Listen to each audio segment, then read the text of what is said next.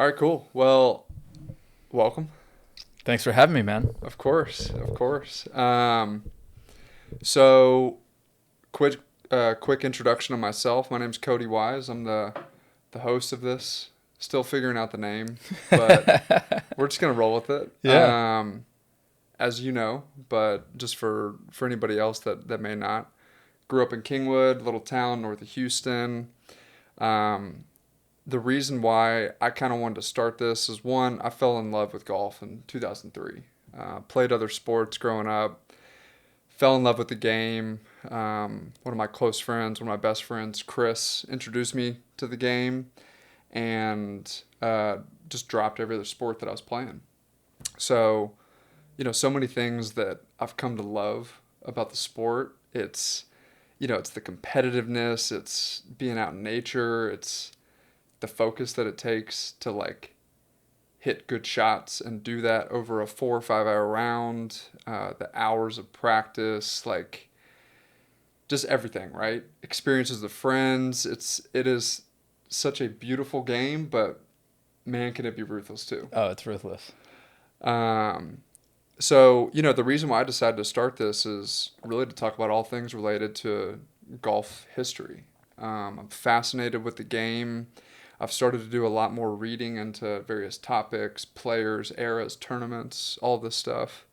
And yeah, I felt like, what better thing to talk about than a little golf history? Love it. So here we are. Hell yeah, man. Love it. So we're gonna kick some things off. This is episode number one, Episode number one. and what better spot to start than talking about the Mecca, the Super Bowl of the sport, and a lot of what we're going to talk about today is the making of the Masters. Love it. So it is, it's the most prestigious tournament that has now come to fruition. Every player growing up, when they're practicing, it's this putt's for the Masters. Yeah. Right? Yeah. Like that's kind of instilled in young competitors. And I'm going to be referencing a lot of information today that's a lot by this book right here, Making the Masters, by David Barrett. A lot of really interesting historical facts that I had no clue about. And I've played the sport for 20 plus years, but fascinated with some of the information in here. And yeah, let's just dive right on in. So, Sounds good, man. yeah, with me today, my guest, Chase Gonzalez. Thank you for bringing the whiskey. Of course. Yeah, Chase Gonzalez, from a small town in south of Houston, Lake Jackson, Texas. Grew up playing baseball. Golf was not prevalent back home. It was baseball or football, just like most small Texas towns. Um, and I think I didn't really pick up the game until my senior year of high school when I realized I wasn't going to go play baseball in college. Mm-hmm. Had an uncle that was really big into golf, still big into golf. And he's the one that introduced me into the sport. And, obviously we can dive into that a little bit later on, but I'm going on, gosh, what is it? 13, 14 years of golf and not really taking it serious until the past, what would you say, like 3 or 2 years, whenever I actually started really taking it serious. Yeah, I would say Still a weekend warrior, but yeah, man. post-COVID. I think Post-COVID. that was a big turning point for you Yeah. specifically. I Yeah. mean, that was one of the few things we could actually do Yeah. during that time. Right. Yeah. But I've definitely noticed over the last few years, you've gotten much more serious with it, just like practicing a lot more. Yeah. And obviously, you and I have spent a ton of hours Countless hours, dude. on the course, on the practice range, just like everything. But, one of the reasons why I wanted to start this, and especially with this kind of episode and this theme, is we're headed to the Masters. We're heading to the Masters, baby. So, I want to know from your perspective, right? Like, we experienced a little bit, but just like walk me through a little bit. Whenever you got the email Yeah. that said that you won the tickets to go to the Masters? Like, what went through your mind? Dude, it was insane, right? Like, you know, you brought it up earlier, like this putt's for the Masters, right? Like every young golfer always, thinks about that. And like for me growing up, it was always like, oh, this hits for the World Series, or this pitch is for the World Series, right? And so like it was always baseball related to me. But I always grew up watching the Masters. That was really the only tournament that I watched growing up. And so there was like a little part of me that was like always the Masters just like holds a special place, right? Yeah. You were the one back in college that was like, dude, you got to enter in the lottery every year. I'll send you the link. And I think for like the first 4 years, you sent me the link until I finally like subscribed and they started sending me the link. And so I think it was, gosh, I don't even know. I met you, I think, junior year of college. So, call it 13 years, 14 years that I had been applying for the lottery. Thinking it was just a load of horse shit, man. Like no one ever wins the lottery. Like it's such bullshit. And every year I always submitted 4 tickets, and this is the first year I submitted 2. I was like, I got to switch it up. And sure enough, I won. Submitted for 2 tickets. Got the email, and I was on a fishing trip with my fiance's dad and her brother and her sister's boyfriend. And I got the email, and it just looked different. Obviously, the verbiage and the language in it was different than like, hey, like we regret to inform you didn't win. And it didn't really click the first time I read it. So I just kind of let it sit there. And then I reread it, and it was like, you're invited. Like you've won the tickets. You've won the lottery. And I just kind of like was at a loss for words. I didn't know what to say. I didn't know whether to tell anyone because I was like, this is just different. It was just a shock, the initial thought. And then I finally realized, like, shit, man, I think I won tickets. And so, like, they make you log in, they make you, fill out a bunch of information and, like, actually purchase the tickets. And I remember the email was like, you have a limited time window, you got to buy these tickets. And I sent you a screenshot and was like, dude, I think I just won the tickets. You were the first person I texted, minus telling my fiance's dad, like, I think I just won the lottery. And, he grew up on a country club, like, he gets it, but he doesn't really, like, he's not really into golf. And he was just like, oh, that's cool. I was like, cool, dude, this is insane. Like, what are you talking about? And it was a mere 10 minutes after I texted you, you called me and you were like, bro, let's fucking go. And I think that's when it set in, because it was like, you've been to the Masters before, like you've experienced it. In my mind, it was almost like you needed that reaffirmation of like, it's real. And so within 30 minutes, I bought the tickets and like filled out everything that needed to happen. It was like, your tickets would be mailed out in May or March. And it was kind of a surreal moment, man. Like, we were just coming off the boat. I had finally had access to Wi-Fi, and it all just kind of hit me in a matter of 1 hour. Whenever I had finally read the email and texted and talked to you, and by that point I was telling everyone. I was like, I won the lottery. I was texting Caroline. I was texting, buddies, and it was just an exciting moment, dude. Like, I don't even know how to like really put it into words, but it was surreal. It was surreal. Yeah, I mean, it's kind of like an interesting dynamic, right? Because everybody, even if you don't play golf, everybody watches the Masters. Right. Or a lot of people watch the Masters. Yeah. And you see the beauty of the course on the TV, and you see these players, all the historic moments and traditions and all this stuff. But the lottery is one of those things where it's like, it's a shot in the dark. Yeah. You might not win. Yeah. And I've played the lottery for I don't even know how many years, and I've never personally won. Right. My dad won. Yeah. I did not win. So yeah, it's like what an experience just to like get that email. Dude, I remember insane. where I was whenever you texted me the screenshot. I was in my office. I just wrapped up a meeting, and I saw your text come through, and I went nuts. Yeah. I was just so excited. I mean, I called you immediately. It was like such a cool feeling because I've been blessed to go to the Masters a couple times Yeah. now. I went in 2019, I went in 2023, and it is such a special place Yeah.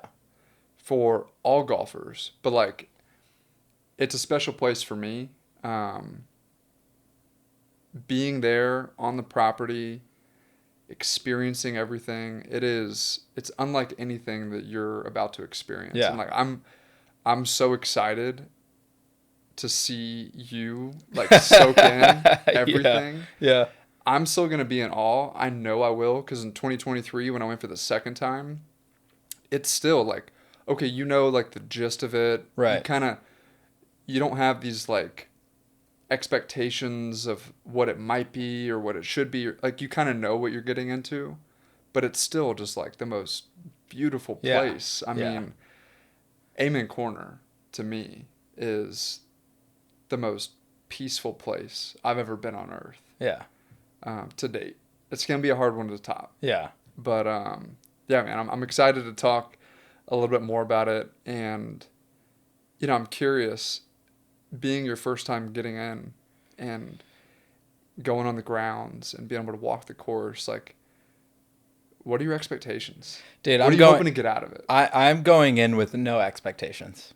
I just it's funny, like ever since that moment that I got the email up until today. I mean, I've been sending you screenshots of like my flight saying 30 days till check-in, 10 days till check-in, 9 days till check-in, whatever. I'm just so like, as an adult, I'm just like giddy to just go. I mean, we have a couple tee times lined up around the day that we're there, but like, I think about it to myself, and I even talked to my fiance about it, and I've talked to you about it. Like, I don't know what to expect, and I think I don't want to put any pressure on what to expect out of it. I'm just going in with an open mind and like knowing the experience is going to be just incredible. Mm-hmm. I just want to soak it all in and go into it with just a clear mind, and hopefully, a couple good rounds of golf around around the Masters tournament. And if they're terrible, then they're terrible, and I'm still gonna enjoy the entire moment. But yeah, no expectations, man. I think my big thing is just like, dude, I want to buy a sandwich for $1.50. Like, I Mm-hmm. want to buy some beers. I want to get some gear, and I just want to like, as lame as it sounds, touch the grass. Like, I just want to soak it all in, and just experience it to the fullest. 100%. So I recall 2019. This is early 2019 for me. Yeah.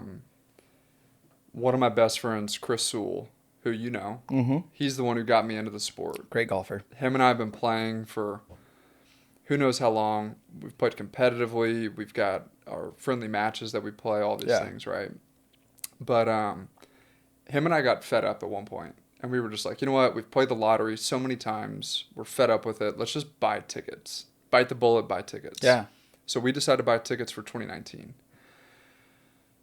Before that, 2 weeks before that, this is when the Dell Match Play was still around here in Okay. Austin. Did you and I go to that year? We did. Yeah. So here's where I'm getting at with that is, for me, one of the most pivotal players and somebody who like really got me into the game Yeah. was Tiger Woods. Of course. Right? I mean, arguably. He's the GOAT. Yeah. He's the GOAT. But I'd never seen Tiger play live before because Texas tournament circuits didn't necessarily align with how he wanted to work his schedule and things like that. But he committed to playing in the Dell Match Play in 2019. Yeah. And mind you, he had already been through injuries, Yeah. personal struggles, all this stuff. You and I go to the match play. We watch Tiger. We literally follow him every step around the course that we could. Yeah.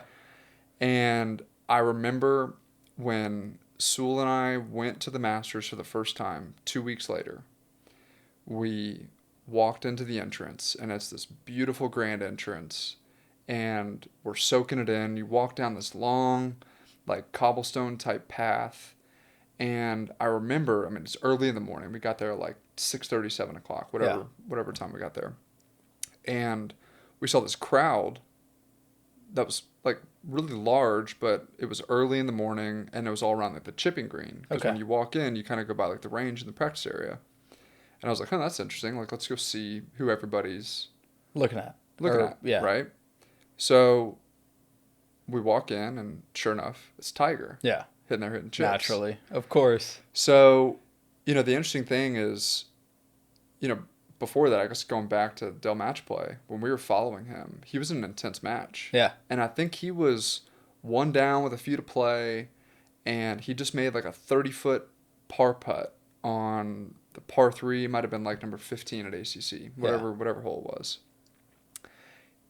First witness of Tiger's fist pump. And then I remember you and I positioned ourselves in a spot. He walked right by Yeah. us. Yeah. And he dapped me You up. dabbed him up. Yeah. And I was like awestruck, right? Like I just gave a high five to Tiger Woods. Like, this is incredible. I'll never forget that.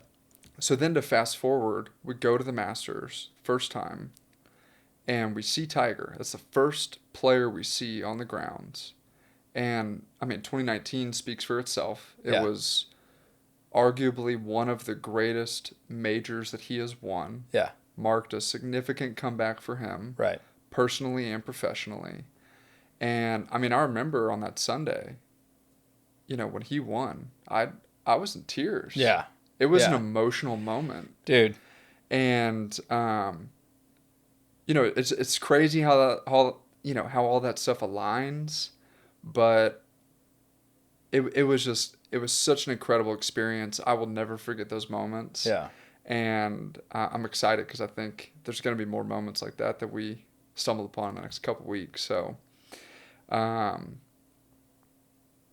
I mean, just the rich tradition, everything that goes into it. The practice rounds are great because you get the opportunity to walk the whole course. Yeah. Players are a little bit more at ease, right? The tournament hasn't started yet. Right. So they're chopping it up with the crowd a little bit more, and we're going to get to see every single hole. Yeah. Right? And when you go for the practice round, it really is more about the course. Right. You're not, like, you might follow a couple different groups, Yeah. but it really is more about just walking the course. That's honestly all I care about. You're trying to just take it in. Yeah. So, I mean, you mentioned earlier, $1.50, pimento cheese. Oh, dude, I can't wait. I'm going to egg crush salad some sandwiches. I mean, that's one of the really cool traditions. Is like, I love it. The barrier to entry to get into the Masters is very high. Right. But once you're in there, it's almost like you take a step back in time. Yeah. You can't bring in your cell phone. You are forced to just be submerged in the environment. Right. And man, I'm just looking so forward to it. Dude, it's gonna be insane, man. Like I was saying, no expectations going into it. I'm trying to keep an open mind, but like, it's hard not to just get filled with anticipation, right? Like, obviously, I'm texting you every other day, just like we have to check into our flight in like 10 days or whatever it is. But dude, it's just I think the beautiful part of it is like, yeah, it's a practice round, but you get to see the course before it's in its depths of pure, just like chaos, right? Like, you go into a Thursday, Friday, Saturday and Sunday, of course, as well. But like, just to be able to walk the grounds, I think is just one of the most important things that I'm looking forward to. And I think that's kind of what sparked my interest in even starting this, is the history of the game, the history of certain courses, certain tournaments. Right. It is, I mean, the Masters is rich with such tradition. It's not the oldest major in the books, right? There's other majors that are older than it, and would love to dive into some of those too at some point. But to be able to walk the grounds where Bobby Jones was when he first stepped on the property, to walk on the grounds where Ben Hogan won championships, where Jack Nicklaus, Sam Snead, Gary Player, Arnold Palmer, like all these guys, all these figures, and you're on the same grounds as them. It's a really, really surreal experience. But I gotta know, like, What's the over under on how much you're about to spend in the pro shop? Dude, I go back and forth on this. I haven't told Caroline. I hope she doesn't watch the episode. I'm like debating, do I just like buy a couple things or do I just bring like do I bring the attitude of like just send it in the pro shop? Like I don't know. I don't know. You have more experience buying from the pro shop than I do. So I'm like, is, 2 polos and a couple hats good enough? Or do I just go absolutely wild in there, buy a flag, buy anything, dude? Ball markers, tees, a gnome. I don't know. Like, Yeah. it's just like, Yeah. I think the issue with me is that, like, I won the lottery. I don't know if I'll ever get this opportunity again. So I feel like you have to just go all out, buy as much as you can within a specific budget, obviously, like, or over it, honestly. And just say like, this is a once in a lifetime opportunity. Like, Yep. how many people win the lottery? I don't know. Like, from the statistics that I've been reading, it's not high. Yeah. And so I feel like I got to take advantage and just not even look at the price and just buy as much as I can.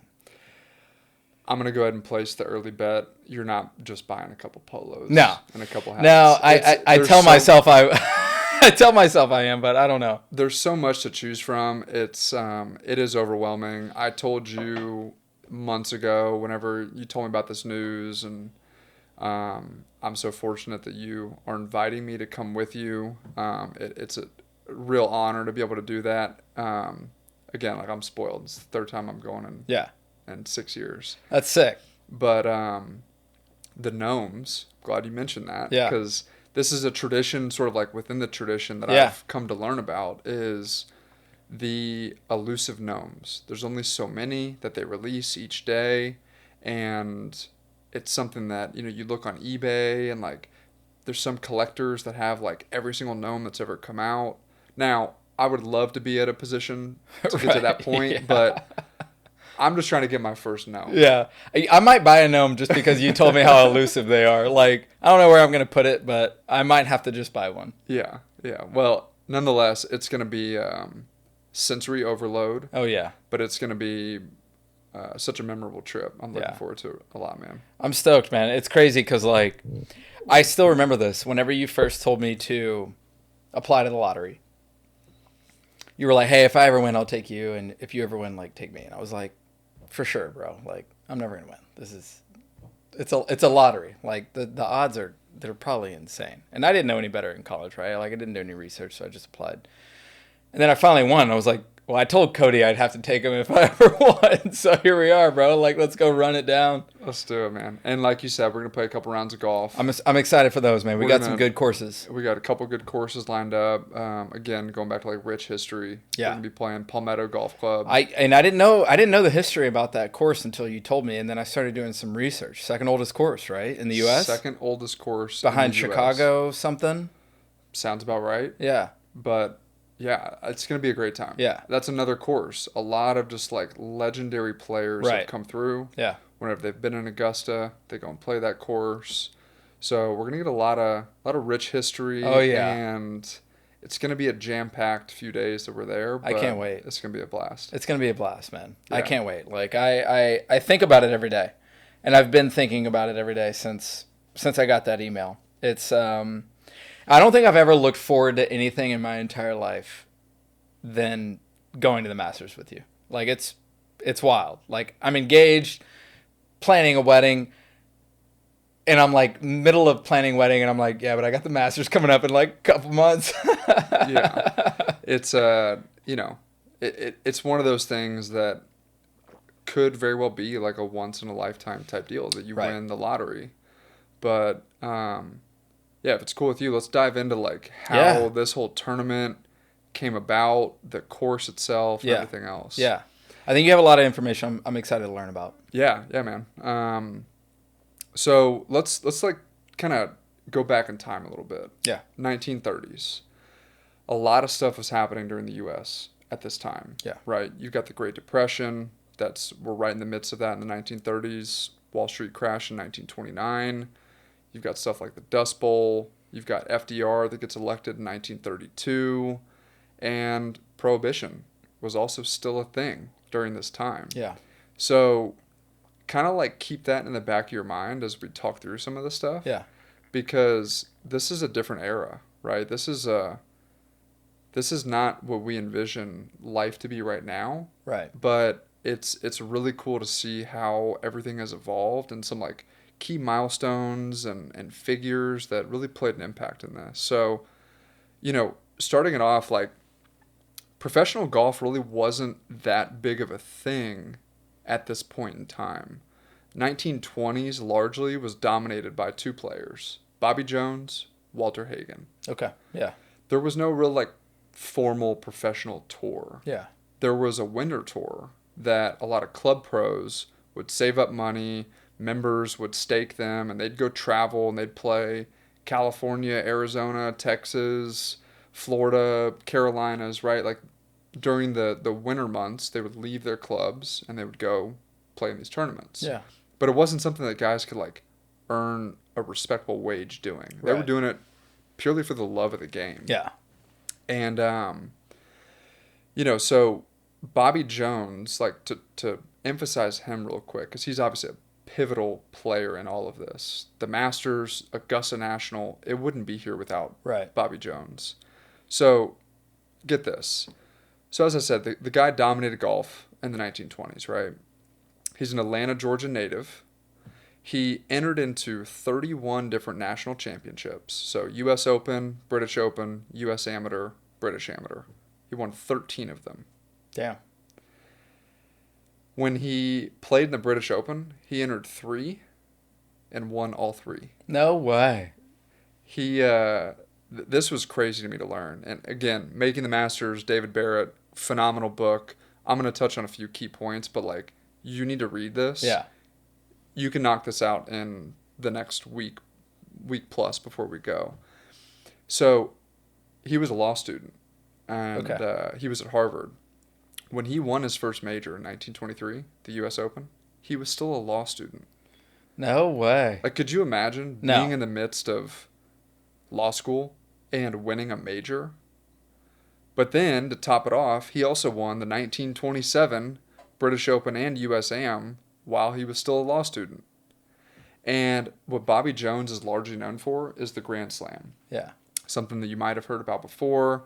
At the time, the Grand Slam was the U.S. Open, the U.S. Amateur, the British Open, and the Okay. British Amateur. Okay. So that was like the Grand Slam of this era, Yeah. right? And he won the Grand Slam. He was the guy at this point in Yeah. time. Now, he decided at the age of 28 to retire From golf. from golf. He was at the peak of his playing career, but tournaments and stuff for him, like, he loved the competition aspect, but he kind of like got burnt out with the grind. It was Okay. taking a toll on his health, the travel, the all of the stuff that goes into making these tournaments and Yeah. then to compete in these tournaments. So he ends up retiring at age 28. Wow. I mean, could you imagine? No. Imagine Tiger retiring at 28. I mean, I think about myself at 28. I feel like I was at the peak of my physical ability. Like, sure, I wasn't 24, but 28. So he's had this illustrious career, and he decided that he wanted to just focus on his law practice when he Okay. retired. Yeah. At the time, because he was an amateur, amateurs can't technically play for money. Okay. So even though he was winning the U.S. Open, and that does have a purse attached to it, he couldn't collect those winnings because he was an amateur. But after he retired, he signed with Warner Brothers to do a series of like shorts, like movie shorts. Yeah. Yeah. And he got a pretty sweet deal. It was in the neighborhood of like $250,000, which for that time, I mean, that's yeah. that's a lot of cash, right? Now, Bobby Jones is one of the most key players in this, but there's some other people. So another guy named Walton Marshall. Okay. This is a guy, he managed the Vanderbilt hotels in New York. He also managed the Bon Air Vanderbilt in Augusta, which was like the hotel in Yeah. Augusta at the Yeah. time. So just keep that name in the back of your mind.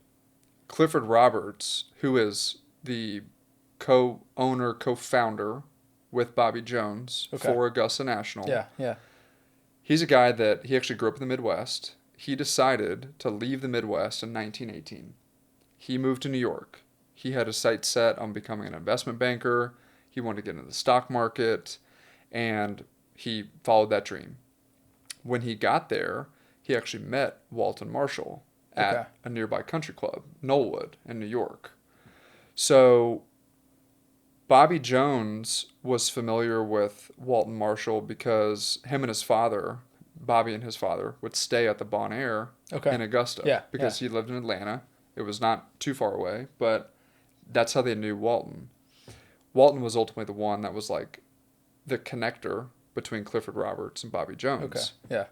But the crazy thing is that Clifford Roberts actually became first familiar with Augusta because of World War One.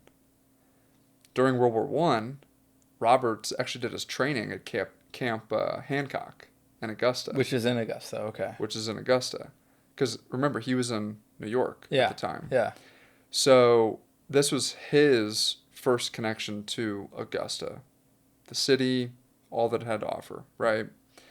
Um, at the time, Augusta was largely known for like a winter type resort. A lot of people Okay. from up north would travel south. Yeah. Florida was obviously a hot spot. Georgia Right. was too. So when Bobby retired, he knew that he wanted to build his own golf course. And he had sort of made his intentions known to a few people close by. Well, Walton Marshall introduced Clifford Roberts to Bobby, and Clifford Roberts is the one that took the idea to Bobby Jones. Why don't we do it in Augusta? So Bobby was like, okay, great. Let's. Had Bobby ever visited Augusta at this point? Yeah, him and his father would go visit Okay. there, and Okay. that's how he knew Walton Marshall Okay. All because he right. would stay at the Bon Air Yeah. Vanderbilt Yeah. Yeah. Yeah. in Augusta. Okay. But so they get out to start searching for properties. They actually found out about this property through like a mutual friend, Thomas Barrett. And originally, Augusta was actually like a fruitland nursery. Right. Okay. Yeah. Yeah. Yeah. So Yeah. there was a guy named Dennis Redmond. He owned the property back in the 1800s. He built this manor house that was on the property, and it oversaw the whole operation. The Berkmans brothers, they actually ended up taking over ownership in 1858 and renamed it to Fruitland. So Fruitland Nurseries was the company that they ran. They were, specialists with all things like plants and flowers, Yeah. right? Yeah. And they ended up planting magnolia trees in 1858 and No 1859. way. Where at? Yeah. On Magnolia, at the time, Avenue, but it later got renamed to Magnolia Lane. Yeah. So this is something that I cannot wait to show you. When you drive into Augusta, there's like the main road, Yeah. Washington Road, Right. and I think I read in the book it actually used to be like an Indian trail, which is Okay. crazy, like dating back to years and years before that. But you have the opportunity when you drive down Washington, you pass by Magnolia Lane, and you can see down there.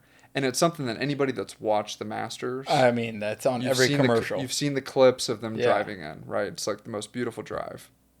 So they stumble upon this property and they start evaluating it and things like that. What was interesting is that originally this land was actually bought by this famous hotelier named J. Perry Stolz. He actually purchased the property with the intentions to build a resort and his own golf course on it. Okay. But he ended up having to back out of that property in like the mid 1920s. I think it was like 1926, because he managed multiple different properties, but he Yeah. was overextended financially. Keep in mind, this is a time when the economy was not doing Right. too great. Right. So that left this opening for the property to get purchased. Insert Clifford Roberts and Bobby Jones. No way. Right? So Roberts ends up forming a group with a handful of guys, prominent business people and people, familiar with Augusta, and they buy the property. And they name Do it you know the dollar value they spent? yeah. So they purchased the property in 1931. Yeah. How much do you think they paid for it? Dude, I mean, Keep back in mind, then, like it's sure. 1930, so If I had to guess, like, I don't know, 20, 25,000. 75 grand. 75. Okay. 15,000 in cash, 60,000 in assumed debt. Bought the property, right? They created a corporation called the Fruitland Manor Corporation. Bobby Jones had a vision for this course, right? And a lot of the stuff that you're going to see, obviously, whenever we walk the grounds, but some of the characteristics of what he wanted to make sure was in his golf course. Number one, he wanted a course that was playable for like the average player, but also tough enough for the more proficient players. Okay. So you want to have fast, firm greens that challenge the better player, but also still like playable enough for the average person to be able to play. But his intent was from the jump to keep it very private, very exclusive. Yeah. And Bobby Jones, in the book, he's quoted saying, "No good golf hole exists that does not afford a proper and convenient solution to the average golfer and the short player, as well as the most powerful and accurate." So this is just like in his mind. Right. He wants to build a quality golf course. Yeah. It's going to challenge people like himself, but also his buddies that haven't played competitively can still go out and have a good time and enjoy Yeah. it. Yeah. The other interesting thing is because Bobby Jones had such experience traveling overseas to play in the British Open and British Amateur, a lot of the holes are actually inspired by Okay. St. Andrews. Yeah. So that you'll see some holes, and we'll get to it here in a bit with like some of the ones that were really inspired by it. But one of the other things that I really took note of in Bobby's vision was all the par fives should be reachable in two, which I love, right? So Yeah, because you're an accurate golfer. well, here's the thing. His mindset going into it is that if you hit a good drive, Yeah. you should be rewarded with the opportunity to get home in two. Yeah. So I appreciate that. I love that. Right? It provides an opportunity to like, you can bounce back with your score if you just play those par fives well. Yeah. And that's something that Tiger has yeah. been on record talking about a lot. You got to play the par fives well. So, anyways, club is officially formed December 1st of 1931. Okay. Clifford Roberts, he was the de facto man in charge. Bobby obviously was a huge, impact in this, but Clifford Roberts was the guy. But they needed somebody to come in as the architect. Insert Dr. Alistair McKenzie. Okay. You might have heard the name, maybe not, but he's a Scottish architect. He designed courses like Cypress Point on the Monterey Peninsula. Yeah. He also designed Pasatiempo. And Bobby Jones actually met Alistair McKenzie whenever he was in Scotland at St. Andrews during, it was either like the 1926 Walker Cup or Okay. the 1927 British Open. Okay. So Bobby Jones actually met Dr. Alistair McKenzie while he was overseas competing. They sort of like renewed their acquaintance here in the States back in 1929 whenever Bobby Jones played in the U.S. Amateur at Pebble Beach. So that sort of like rekindled the fire, Yeah. right? Yeah. And Bobby really took a liking to a lot of the different holes that he designed and just loved his sort of eye for designing a course. Right. And because he wanted to have a lot of sort of feel of St. Andrews, what better opportunity than to bring in a Scottish architect, Right. right? Now, this was like kind of contentious at the time because a designer that I know is Donald Ross. Yeah.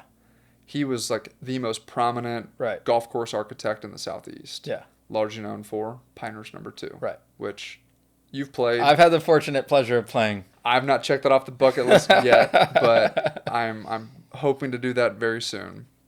So anyways, they've got the property, they get the deal done, they've selected their architect, they actually build the course in record time. Okay.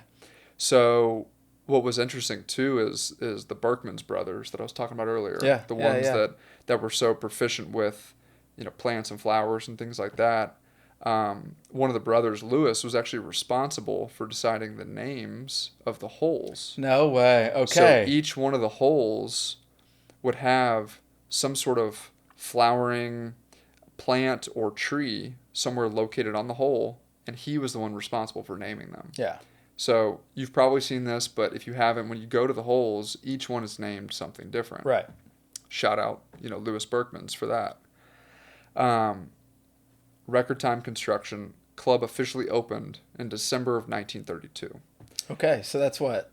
A year. Super quick. Yeah. Literally 1 year, Yeah. which is kind of hard to imagine. I mean, they don't even do it today. But I guess if you go back to the time during the Great Depression, Right. there might have been some people that were out of work that Okay. were Yeah. more available now. Yeah. But anyways, they had a sense of urgency. Yeah. They were trying to get stuff done. So they opened the course, but one thing that they started to run into was they struggled to get memberships. Okay. Because remember, Bobby wanted to keep it very private, very exclusive. Yeah. So they started tapping into their networks, right? Big celebrities, prominent business people, all these different things. They threw this massive event as like the opening event just to like kick things off, drum up interest, invite people from all over the US. And the event was a huge success. What was funny reading this is during the time it was actually so cold whenever they were playing that they put kegs of corn whiskey out on the turn to keep people warm, which is funny to think about, and it makes sense, right? Yeah, You of drink a little course. whiskey, it's like you put Yeah. your whiskey blanket on, but remember, this is during the Prohibition. Yeah. So, people figured out a way, and, Right. and that was kind of a funny thing that I saw in the book that was That's like, hilarious. that's an interesting way that they, If only they still carry that tradition. I know, right? That'd be the epitome of it. So, in the midst of all this, Augusta started to like enter into a lot of financial distress. Okay. And a lot of it's because they couldn't get the members that they wanted to sign up. So, the club was in debt to various people, water bills, construction. They had spent over $150,000 on various things, but they still owed $20,000+. They really wanted to also renovate and build out a new clubhouse. Yeah. Because the manor house was still there that was Yeah. built in 1854. But they didn't have the funds to cover that because that was going to be like another $100,000. They didn't have the funds to do that. Interestingly enough, they actually didn't have the funds to do it until a member decided to Really pay the fund bill. it. Yeah. And that wasn't until 1941. So, Jesus. Yeah, Yeah. 9-10 years Yeah. without a clubhouse. But nonetheless, that structure now, that manor house, is actually like one of the pivotal structures Right. of the entire clubhouse. Right. Which just like what's really interesting to me is how all this stuff falls into place. Yeah. Right. What you would view as a barrier actually turns out to be like a blessing in Yeah. disguise. Because now because of the rich history and tradition, like that central piece of the clubhouse is incredible.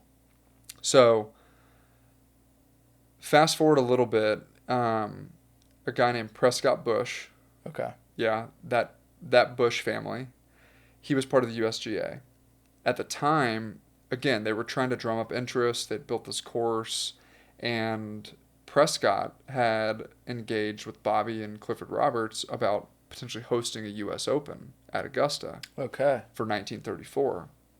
Now, great idea, right? It's a course that Bobby Jones built. He's the most decorated major champion of the time, and it made a lot of sense.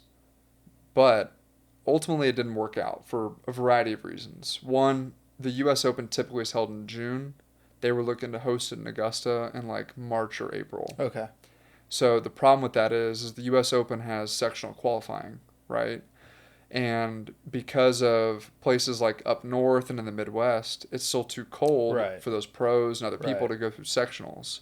So ultimately, it didn't work out for them to host a U.S. Open that year. But kind of like in the background, Clifford Roberts was drumming up this other idea to create a tournament for Right. themselves. Yeah. And that's ultimately how the Masters came about. Okay. part U.S. Open didn't make sense, but also part the club was struggling. Like Yeah. they were in financial stress, so they needed to get revenue from people coming to the course and all these different things to really like kick it into gear, right? Um, a big selling point at this time too was Bobby Jones coming out of retirement to play in the tournament Oh, okay. because he had retired. Yeah. Yeah. He didn't want to deal with the stress. He was focused on his law practice. He wanted to build this course, all these things, right? And Bobby, like to his own credit, recognized he couldn't invite his friends to come out and play if he wasn't willing to play with Right. them. So Bobby kind of reluctantly ended up giving in and decided to play in the first Masters in 1934. Yeah. Um, so they got some stuff together. They ultimately announced it in August of 1933 by Grantland Rice, who's like a prominent journalist of the time and Augusta member. And they announced that the tournament was going to happen in 1934. Damn. Who won first year? We'll get to it. All right. Any guesses? Yeah. I would imagine it's got to be the man. The man who did it all. It's a good guess. I mean, how could you not? You built the course. He built the course. He had the course record for a little bit. I think he shot like 65 Okay. leading up before the first Masters. Yeah. He was a favorite going into it. I mean, Tell how you that. could you not? Spoiler alert, he didn't win. We'll get to it. All right.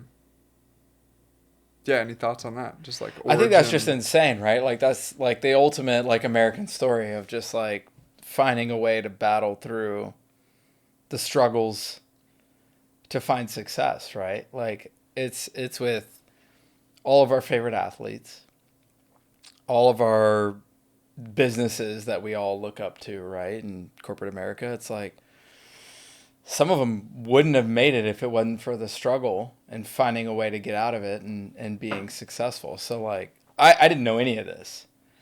And so it's just crazy to hear that like in a way they were a little bit rebellious. Let's throw our own tournament.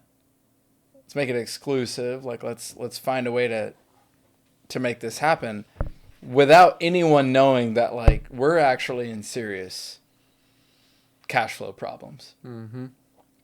So that's cool. That's cool to hear.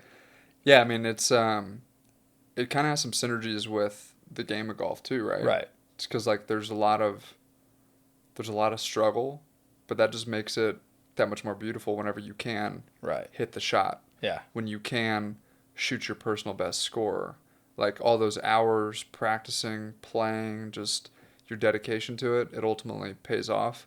But again, like a lot of this stuff I didn't know about, and I've been playing golf for a long time, but I hadn't really like taken a deep dive into the history of it. Yeah. And just putting myself in the shoes of people back in the 1930s, that's a tough time. Yeah. So to start a golf course at that time and experience the struggles that they had, pretty crazy stuff. Yeah.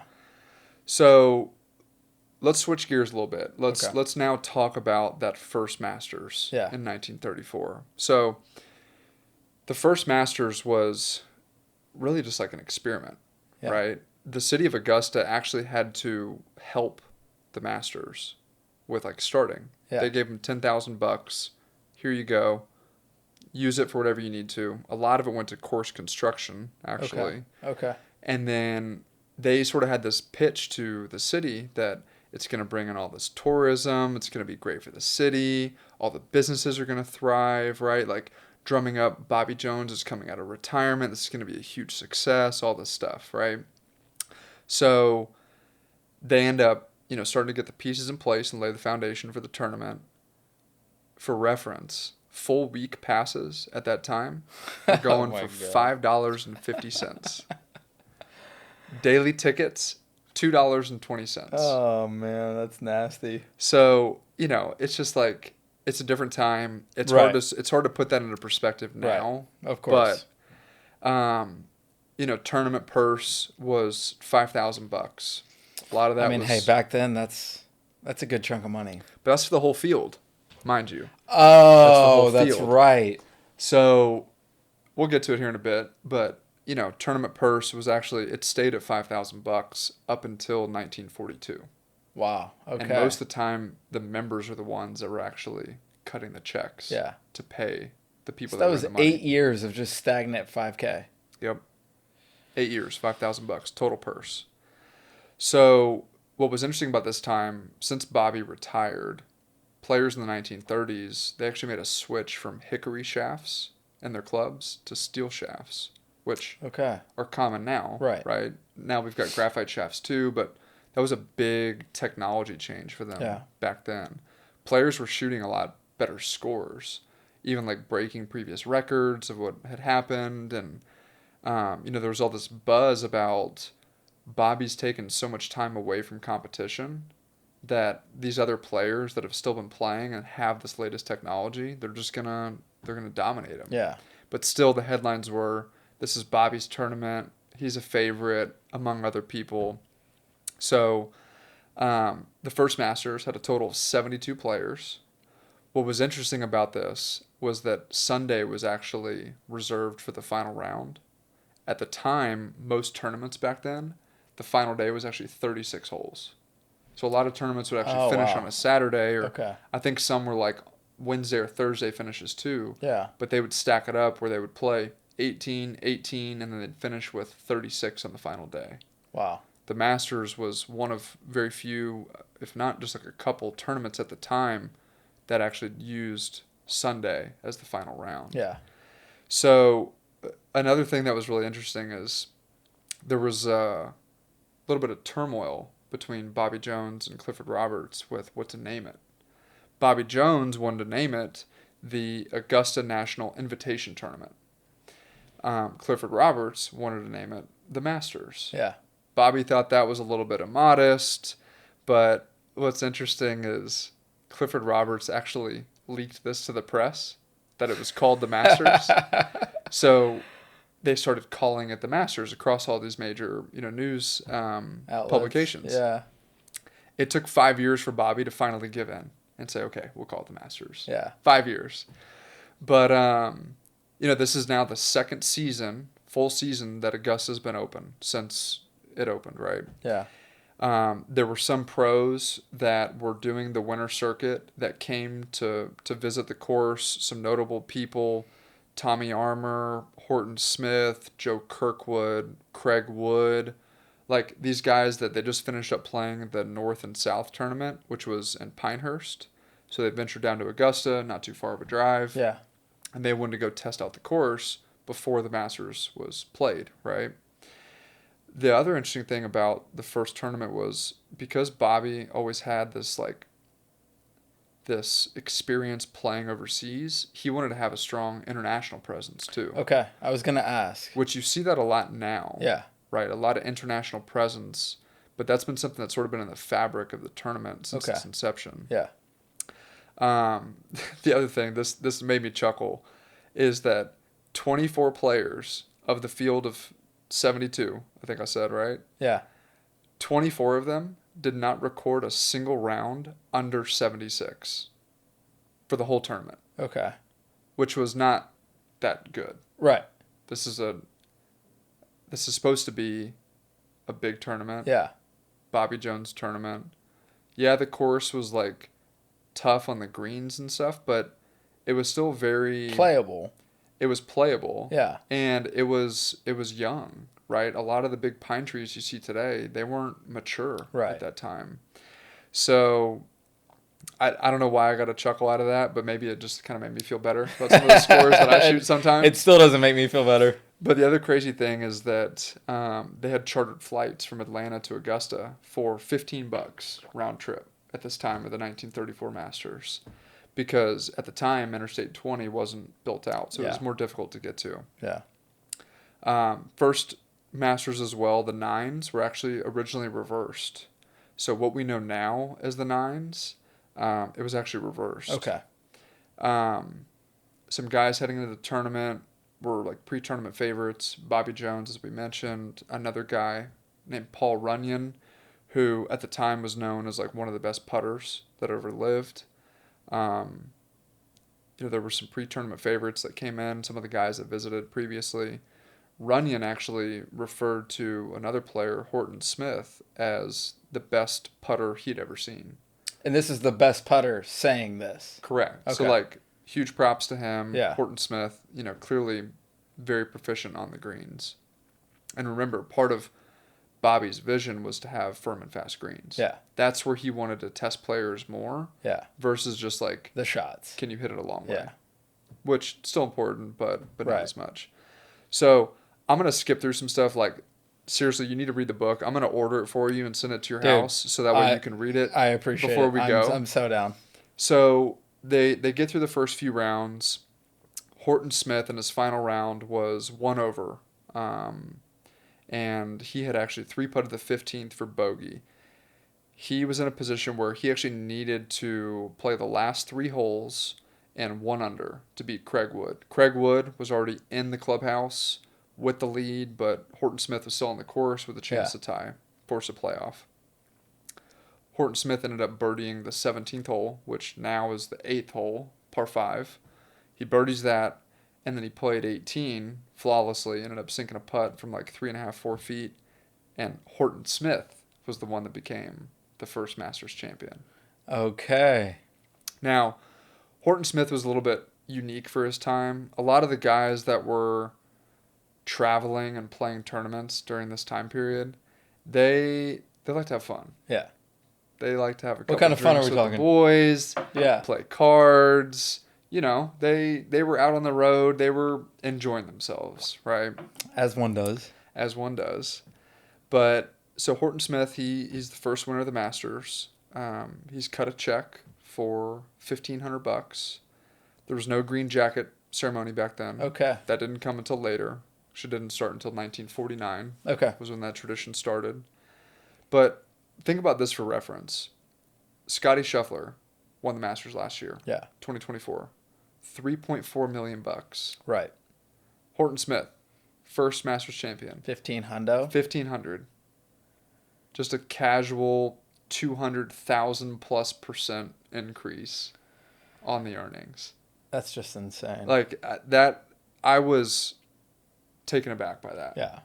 The interesting thing about Horton Smith, though, is that he was always known as a cool, composed, just a good old country boy kind of guy. And an interesting story that that I heard that I read in this book. So he wins. They're out celebrating, and he runs into this woman who offered him a cigarette. He said, "No, thank you. I don't smoke."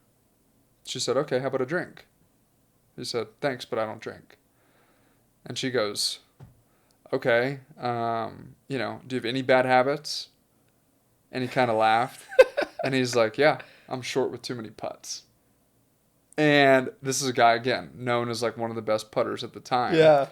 But he was just a good old boy. Yeah. He didn't care about smoking or drinking. He wasn't interested in the ladies and stuff like that.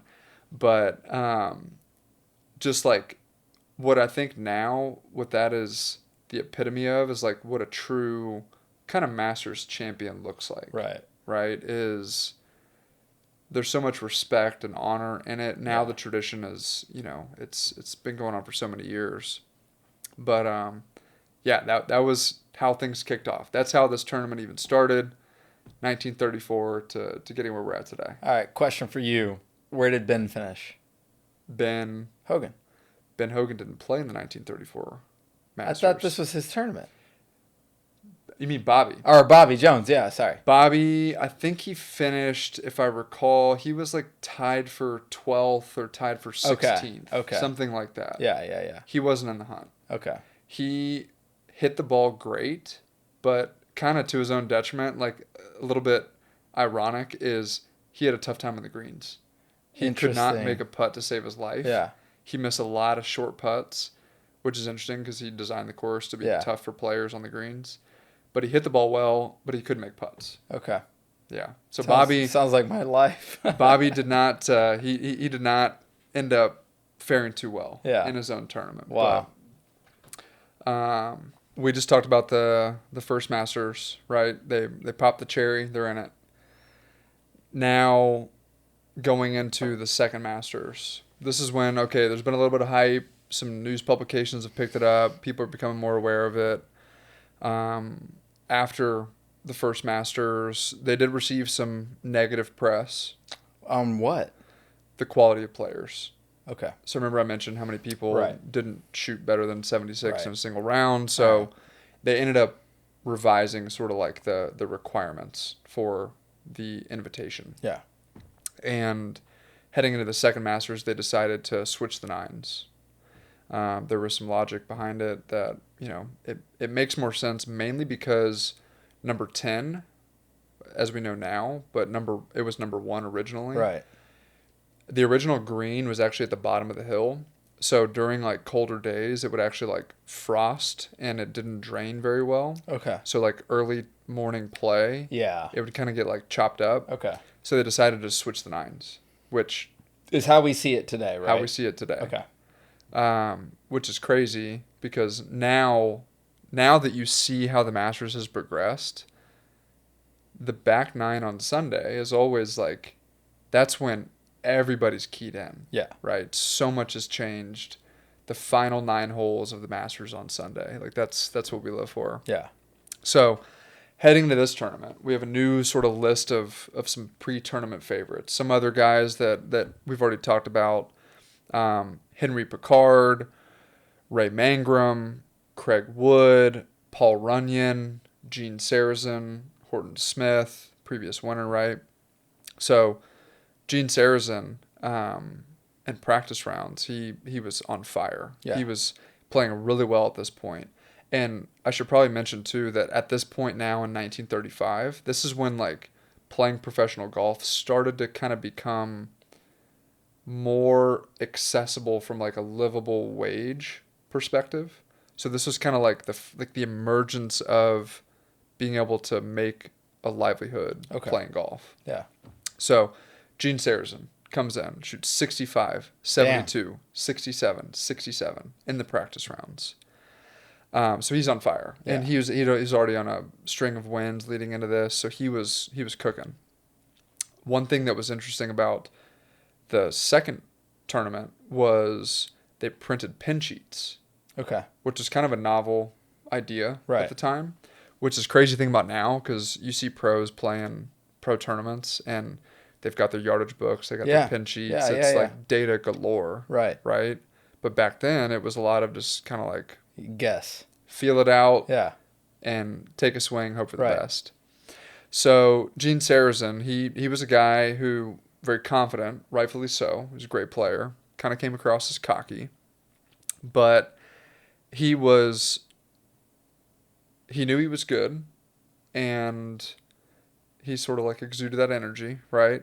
Always play with a chip on his shoulder. He would also use like any perceived slight as motivation. So just like one of those kind of guys, Yeah. right? Yeah. Which we've seen athletes like that all across time. Oh yeah. I mean, you think Across about a number of sports. you think about like Michael Jordan. Yeah. He was kind of the same way. Right. Yeah, he was cocky, rightfully so. Yeah. But he would also use sort of that same chip on his shoulder. So it's Yeah. interesting to see that sort of play out in other sports. But keying in on Sarazen a little bit. So he actually ran into an old friend, Bob Davis, where they were at the hotel. I believe they were at the Bon Air Vanderbilt Okay. at the time because a lot of players stayed there. Ran into an old friend, Bob Davis. Bob Davis knew Gene's dad. And Bob ended up presenting him with this ring. And he told him that this ring was once the property of Benito Juarez. But Benito Juarez was the president of Mexico when they overcame the French occupation back in the 1860s. Okay. So Davis gives him this ring, tells him, go with confidence, down every fairway, Gene. You can't fail. It's like, okay. So Gene keeps the ring in his pocket during the 1935 Wow. Masters. Side note, this ring never belonged to the president of Mexico. Oh my god, dude! You It gotta was- be fucking kidding me. It was just a ring that like a modern Mexican silversmith made. So not really that important, but the ring plays a certain significance. Yeah. Okay. So again, like you're gonna read the book. I encourage everybody like go read this book, Making the Masters by David Barrett. I'm skipping over a lot of details, But we're gonna fast forward into the final round Yeah. of the second tournament. So, final round was a tough day for all players. Craig Wood, who was one of the pre-tournament favorites, he entered the final round with a one-stroke lead at 7 under. Sarazen was sitting behind a few strokes, sitting in fourth, and there was a couple other people, Picard and Dutra, that were in between. Final round was tough. Everybody was over par. Sarazen was one over. I think he was one over. I think he shot 37 on the front nine, Okay. but got to within one stroke at the turn. He makes the turn, gets off to a steady start, gets up to the 13th hole, which we now know is after number 12, Yeah. the par 5. He pulls his drive a little bit. He wanted to go for the par 5 and 2. That was his nature. He played aggressive, right? Like he was in it to win it. But he sort of took a step back, ended up laying up, and just tried to make birdie the old-fashioned way on 13. He did. He made birdie. And by the time he got to the 14th tee, he got word that Craig Wood had already finished and was 6 under. Okay. So he's in the clubhouse at 6 under. And now Gene Sarazen is 3 back with 5 holes to go. Okay. So Sarazen was actually paired with Walter Hagen at this time. And they were old pals. They'd known each other. Walter Hagen, again, dominated the game in the 1920s alongside Bobby Jones. So Gene Sarazen hooks his drive on 14. And Hagen said to him, he said, well, Gene, looks like it's all over. And, of course, Sarazen, being the guy that he was, kind of grinned with like a little bit of determination and was like, oh, I don't know. They might go in from anywhere. It's on 14. So he ends up punching out, makes like a 6-footer for par on 14. Still 5 back, but now 4 to play. Right. Gets up to the 15th hole, another par 5. One of the more notable par 5s in the game, but certainly for the Masters, right? Gene stripes his drive, hits it like 250 down the middle of the fairway. 250 back then was a good poke. Yeah. Oh, yeah. So he stripes his drive, he gets up to his ball, and he realizes that his ball was sort of like on a downhill lie. And that's tough because he was about 230 out from the green, which ordinarily would have been a 3-wood for him. But, like you play golf. So like if you're playing on a downhill lie, that's a tough. Yeah. You've got to hit it on a downhill lie, but still get it with enough elevation. Right. So that somehow it can carry. flight it. So what he ends up doing is he's evaluating the lie, he's taking his time, and he ends up telling his caddy, Stovepipe, to give him his 4-wood. The caddy's name was Stovepipe. The caddy's name was Stovepipe. Mind you, the caddies back then actually, I should have mentioned this earlier, the Masters required players to use local caddies in the tournament. It wasn't until 1983, I believe, that you could they started bringing their own caddies. Okay. Yeah, it was 1983. They started bringing their own caddies. I mean, that's probably good back then, right? Because these guys know the course, I would imagine.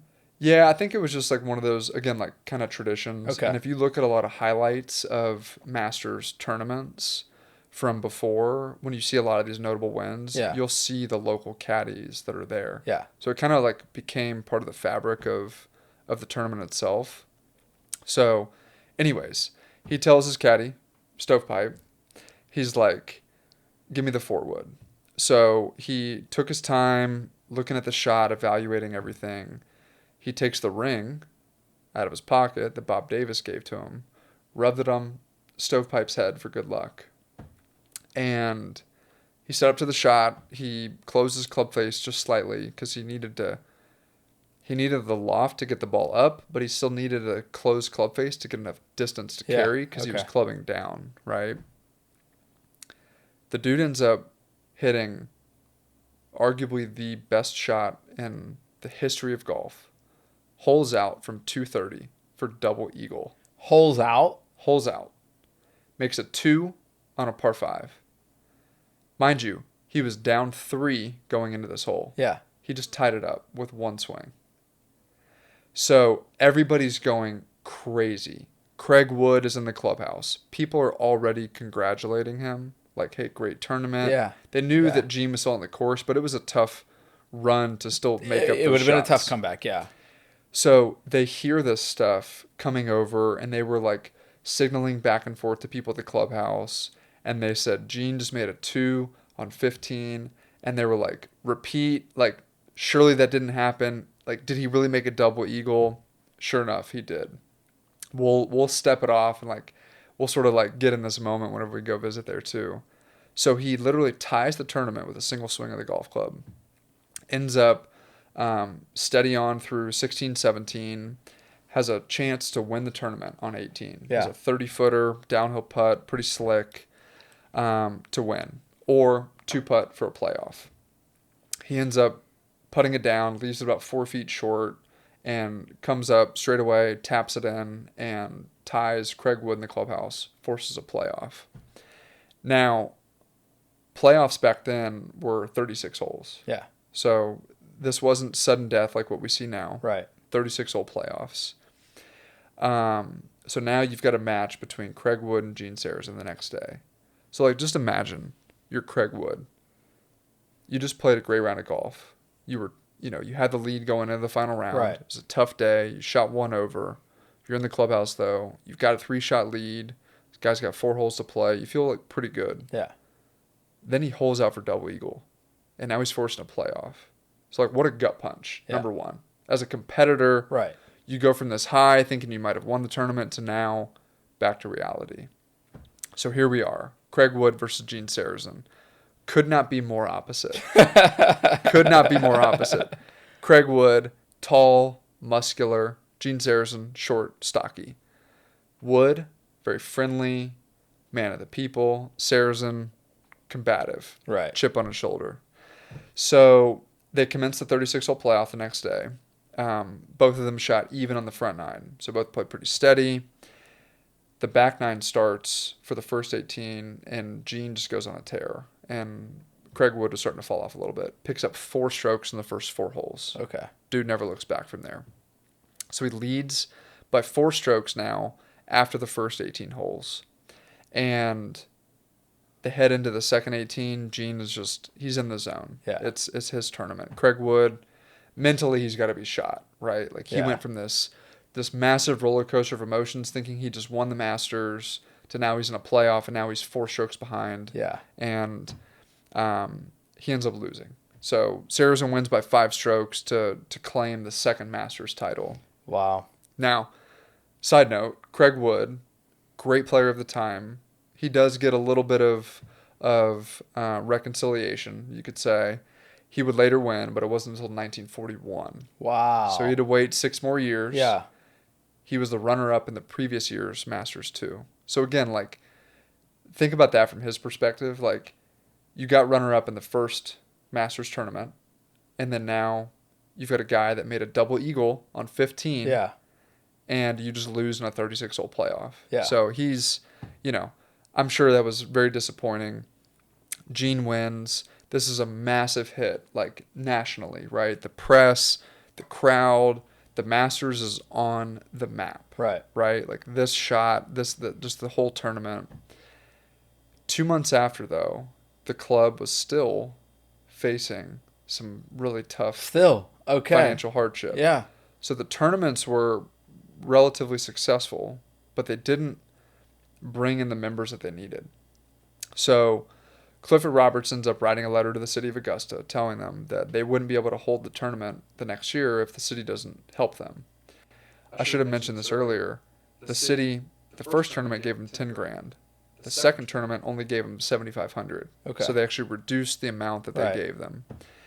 And to no luck of Clifford Roberts or anybody else, the city declined. They kept it at 7,500. So the course was forced to go into foreclosure. No way. They just started the course. This is year 3. They just finished year 2 Oh, yeah. Okay. of the tournament. Yeah. But the course had been open the year before that. So they're 3 years into this venture total for the course. It's now in foreclosure. Well, remember, it's during the Great Depression. Yeah. You're in the 30s. They didn't have a laundry list of people just waiting to buy a golf course. Right. In Augusta, Georgia, of all places. Yeah. Right. It's kind of hard to get to. And, people were strapped for cash. So the foreclosure ended up being another blessing in disguise. What ends up happening is 4 members of Augusta end up buying the course for 30 grand in June of 1935. So less than half the cost of what they paid previously. And now the members have renamed it to Augusta National Incorporated. Okay. The previous 2 years, it was Fruitland. Fruitland Manor Corporation. Right. Okay. But now they had named it to the Augusta National Incorporated. Yeah. Same thing though, right? Yeah, they went through foreclosure, but the course is still the same, operation's still the same, Clifford Roberts still the man in charge, all these things, right? What struck me though, and kind of what stuck out at me was, remember we were talking about earlier, Bobby Jones signed that movie deal with Warner Brothers, and he got like $250K, which is a lot of money for that time. It kind of made me wonder, like, why did Bobby Jones not step in to help pay some of their outstanding debt? Yeah. Why didn't he step in to help fuel the tournament with the funds that it really needed? Really, the course with the funds that it needed. Yeah. Because the tournament was an effort to save the course. Yeah. That's how mainly it started, right? But I don't know why that made me wonder. Like, I guess maybe if my name was attached to a course and I had enough cash to splash, yeah, I'm going all in. I would probably still keep funding it. But nonetheless, he didn't, and it ended up being a blessing because they just bought it back. Yeah. Right. So, during like the next Masters, they really had to focus on drumming up interest in the local community, because previously they were trying to attract people to travel in for the Masters all around the U.S. and internationally. Yeah. So Clifford Roberts actually teamed up with the Businessmen's Association in Augusta, ended up doubling the ticket sales in 2 years, all by just activating the local community. Yeah. So really like interesting way that they just had to get scrappy, right? They had to figure it out. Yeah. Like we were talking about earlier, like these struggles that corporations, that people deal with personally, like it's a bump in the road, but it doesn't have to be like the whole story. Yeah. Right. And it certainly wasn't with the Masters, because now look at it, right?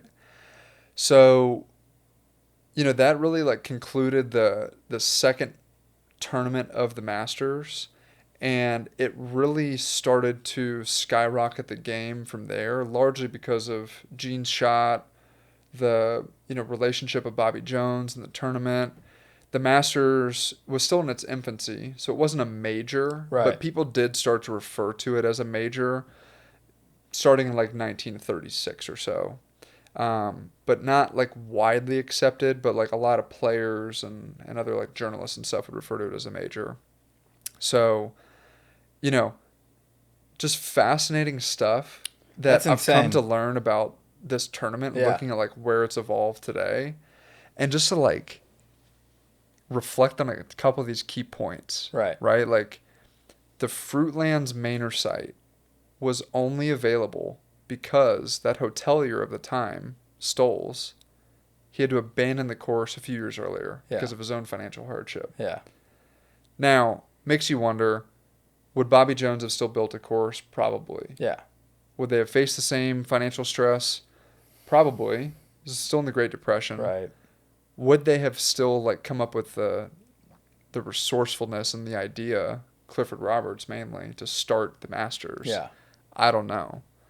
So, it's just so interesting to me when you look at how Bobby Jones got introduced to Clifford Roberts by virtue of Walton Marshall.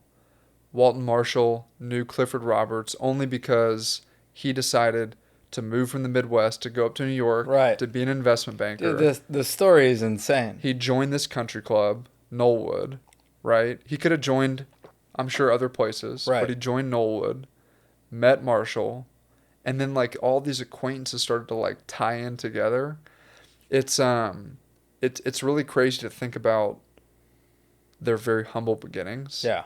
But then also too, imagine if they had held the U.S. Open. Right. At Augusta. Yeah. That may have really sort of like altered the timeline of this even becoming a major tournament, becoming literally the most prestigious tournament in the game of golf. Yeah. Right.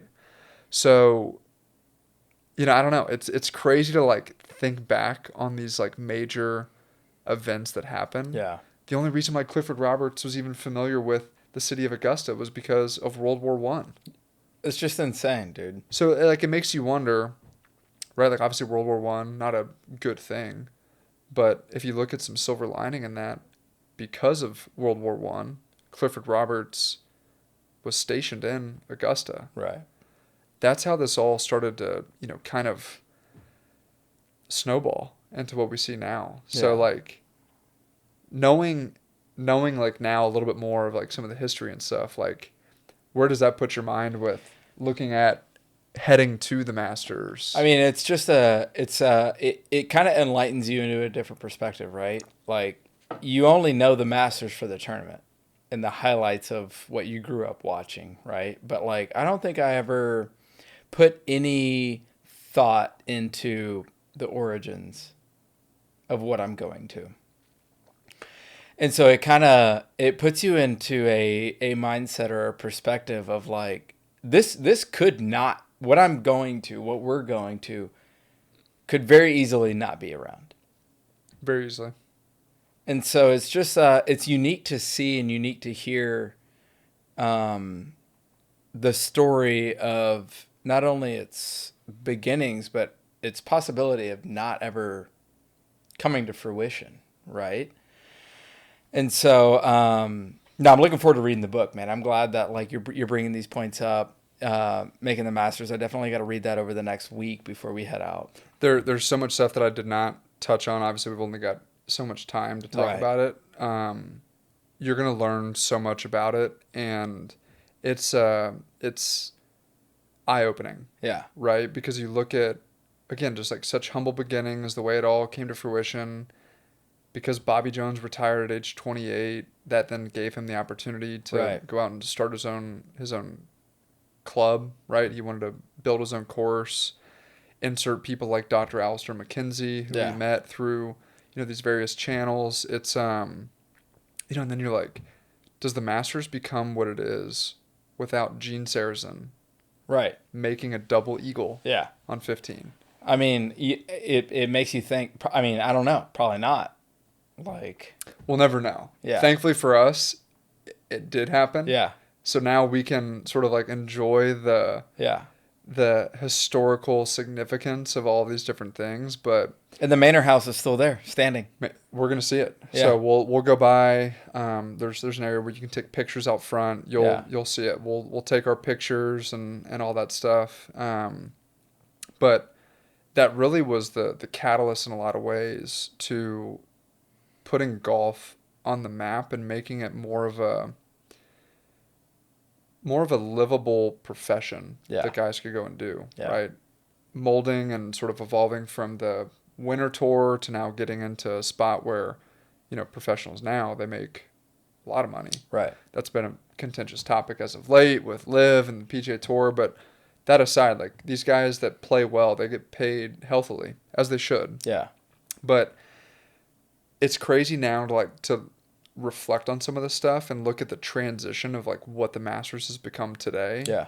Because you go from, the mid 1930s when this happened, and then you get into like what is called like the golden age of golf. Right. The 40s through the 60s. This is where you've got people like Ben Hogan and Sam Snead, Arnold Palmer, Gary Player, Byron Nelson, a little bit before that time frame. But you've got all these guys that like then come into the swing of things. And you've got, golfers like Arnold Palmer, who Yeah. he was the guy, right? The personality. Everybody Right. loved him. Arnie's Army, right? All this stuff that happened to really be that sort of tailwind for Augusta to evolve into the Mecca and Right. just the beauty of a tournament that it is now. And then like you get to the 60s and 70s, insert Jack Nicklaus, Yeah. insert Arnold Palmer and Gary Player still, right? The big three. And like the rivalries that commence from that. And you see highlights from 1986. Jack Nicklaus sinking that putt, wins his sixth Masters Yeah. at age 46. Yeah. That gets him to 18 total majors, right? A lot of people, the debate, like who's the GOAT, Jack Nicklaus, Tiger Woods. Right. the majors are an important thing. I of course have like my own thoughts. We can Yeah, maybe get into that at a of different course, time, of but course. and then like you look at Tiger Woods too, right? He broke onto the scene at age 21. He won the Masters in 1997 in historic fashion. He beat the field by 12 strokes and really started this like new era of golf that we know now. And Right, people like myself, like Tiger was a big reason why I got into the game right. because that was an eye-opening moment for me that, oh, this is like athletes play the sport, Yeah, because I played other sports, right. but golf to me was always like old fat white dudes at country Yep. clubs that, it wasn't like an athletic endeavor. Yeah. But Tiger just completely reshaped that. And looking at his history at the Masters, winning in 2001, his chip in Yeah. on I 16. mean, arguably, aside from the fella that you just mentioned, the most notable shot in Masters history that we know today for our generation. That chip in, I remember it like it was yesterday. Yeah. Watching that, he's coming down the stretch, Chris DeMarco in the Yep. lead, Tiger, you'll see the shot. Like I cannot wait for you to see just how difficult of a shot this Yeah. is. It is unfathomable that he had the imagination, but then the skill set to execute it. He chips in. That's like one of my most, I don't know, one of my most cherished Masters memories because I had then been into golf for a couple years at that point. So Yeah. I was just like, I was dialed in. I was keyed into everything, and the Masters was obviously a huge deal. And then, it's sort of tying it back to what we talked about earlier too with the 2019 Masters. Tiger went through injuries and his own Right. personal struggles, and you know, to see him triumph in 2019 after, you and I saw him Yeah. at the Dell Match Play. Right. For me, that was the first time I'd seen him live, and then to watch him win in such a historic fashion and just the celebration around that. It's tough to sort of like package all You this, can't. but it just goes to show like the history of the game, the way it's evolved, but specifically the Masters. Yeah. Like, man, what a tournament! Yeah. I cannot wait to go and be on the grounds with you, man. It's gonna be a hell of a time. Dude, I'm looking forward to it, man. Yeah, Cheers. cheers to that. It's gonna be an experience, man. I'm excited. Like, I'm glad we're able to get some tee times remarkably around the Augusta area, so that way I can feel like I'm playing similar conditions and grounds that these guys are playing, but just like to be able to walk the grounds and just feel the history, especially with everything that you just shared with me, like it's a new appreciation for what I'm about to walk into, and I'm glad to be on the show with you, man, and just to hear about that. Man, it's gonna be an honor to go there with you. Again, I've been blessed to go a couple times, but Yeah. I'm just as excited for this one as any others, and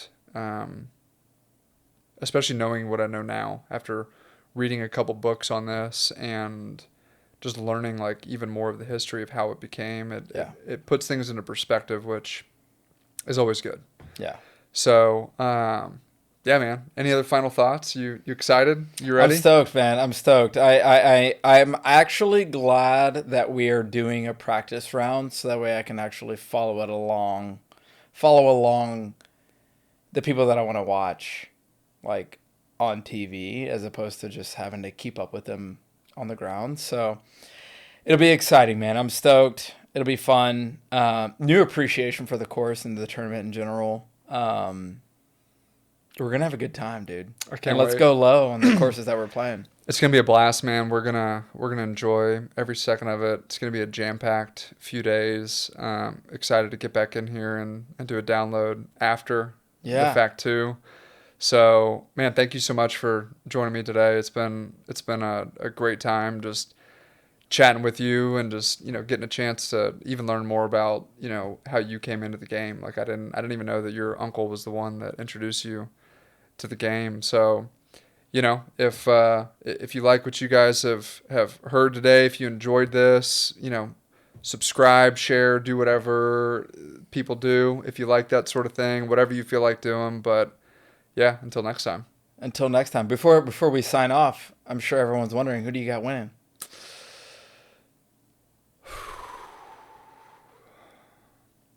I've got a couple people that are really top of mind. Yeah. So, as you know, every year I run my master's pool. So I Yeah. don't want to give away like all of Okay. the secrets, Yeah. but let me tell you this. There was a stat that I saw that showed like 10 of the last 12 Masters champions have a certain percentage of strokes gained on the field, and there's Yeah. a short list of players on that qualify. People like Scotty, people Yeah. like Rory, people like Colin Morikawa, people like Ludwig, right? These are guys that I really like going into the tournament. Tommy Fleetwood. Tommy Fleetwood, still, I don't understand how that guy's got one of the most beautiful swings I've ever seen. He has Yeah. not carded a win yet on the Yeah. PGA Tour. What better time to break out than at the Masters? He likes the course. He's played well there in the past. Ludwig was a runner-up last year in his Yep. first appearance. He Yeah. drives the ball fantastically. I think he's going to be someone to watch out for. But, man, people have been talking about it for years. Rory finishing the career Grand Slam. This could be his year. Yeah. He won the Players.